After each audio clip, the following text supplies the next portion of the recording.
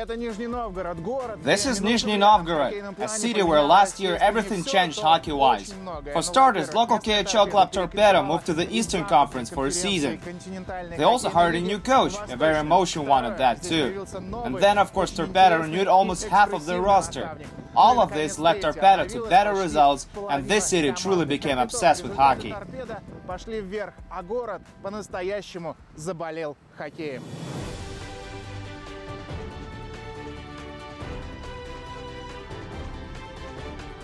KHL did a lot of good for this rink. The building was finished in 1965, but it was renovated in 2007.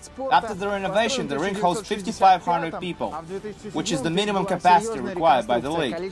Ever since then, the rink has prospered. It's also home for the local basketball club, along with women's hockey club Skiv and figure skaters.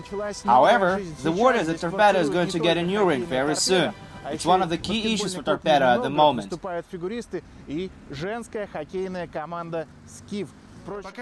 But let's take a look at the team. It's coached by Peteris Skudra, a well-known man in the hockey world. But Nizhny Novgorod gave him something he didn't have before, a job as a head coach of a KHL club. I may not have a very profound experience in coaching, he says, but I believe I've been through a lot as a player. I worked with good coaches in my NHL career. My coaches taught me not just how to play hockey, but to understand and analyze the game. These days, Skudra uses the knowledge with Torpedo. Torpedo players learn all about their new coach's temper during the last pre-season. This footage is from their first camp in Slovenia. After these practices, people had a hard time walking. The players all say it was one of the hardest pre-seasons they've ever had.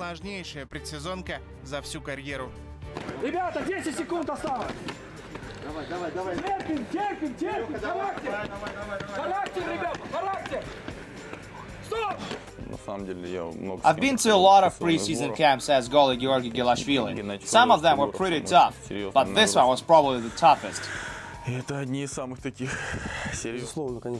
was very intense, agrees Captain Vadim Khamitsky, but it was very interesting at the same time.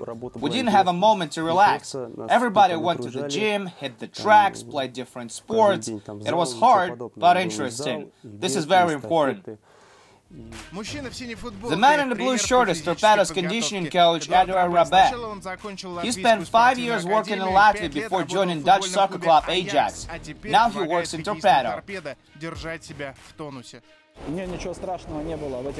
These practices look tougher than they actually are, he says. But make no mistake, Skudra loves tough practice sessions.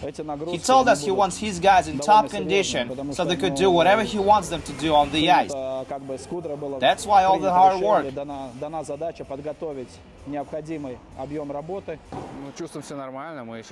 You get used to it, says forward Maxim Potapov. I don't think the practices ever became less tough, but now we know what we're supposed to do, and it's not a big problem. We feel good.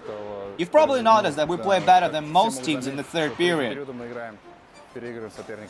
Maxim Potapov is Torpedo's legend. He was born in Voronezh, tried his luck overseas, but returned back to Russia after a few years. He joined Torpedo in 2001 and never left. In other words, that's where he spent pretty much all of his professional career. He's a very responsible man and a player. There's never a doubt that he will give us everything he's got out there.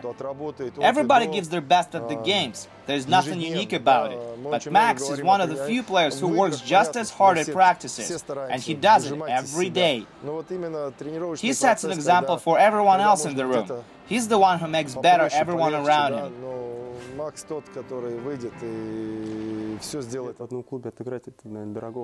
Spending 10 years with one club means a lot. He's a national hero around here. It's a good thing. Off the top of my head, I can't name anybody who did the same. There are only two people who spend more time with Torpedo than Potapov: club serviceman and administrator. Last season, Potapov played his 500th game for Torpedo.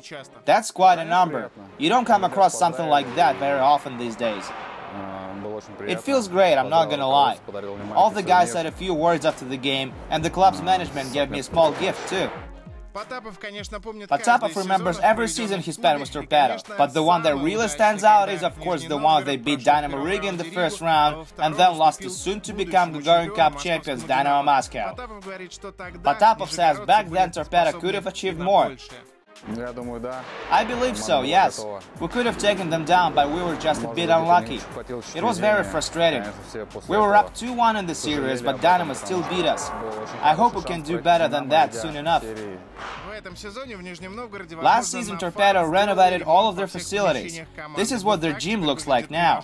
They have pool and sauna on site too. And this is a new look of Torpedo's dressing room. I've been to the Edmonton Oilers' dressing room, says Oilers prospect Daniil Zharkov. I can tell you that what we've got here is just as good. It may be just a little smaller, but that's all we really need anyway. We have everything we need. Great gym, great pool, great dressing room. We can't complain.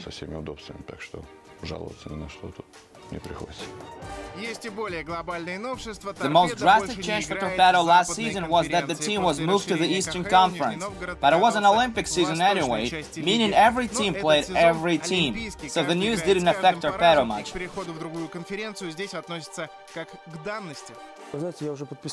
I signed the contract first and then learned that the team was moved to the East. I spent 2 years in the Eastern Conference, so I was more than okay with it. Every team played every team, so it didn't make much of a difference. To be honest with you, signing in the KHL was a big step forward for me, says Finnish forward Sakari Salminen. Torpedo puts a lot of trust in me, and I like it. The coach sees that I give 100% at every practice. Another new face of Torpedo last season was Canadian forward Wojtek Wolski. Among all Torpedo players, he had the most productive career in North America.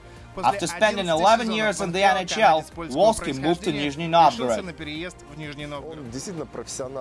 He's a real professional. It shows in the way he was getting ready for the season in the summer. He's one of those guys who will go above and beyond to get in the best possible shape. He wants to be as ready as possible for the game, so he wouldn't get injured. He's a great example for other guys. Vadim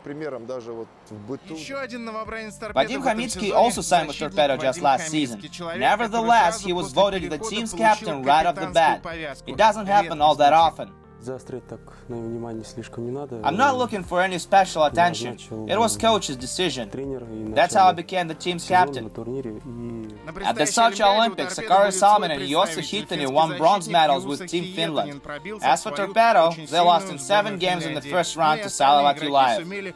This season they expected to go further than that, and with 2 Olympic medalists on the team, they have a pretty good shot at it too.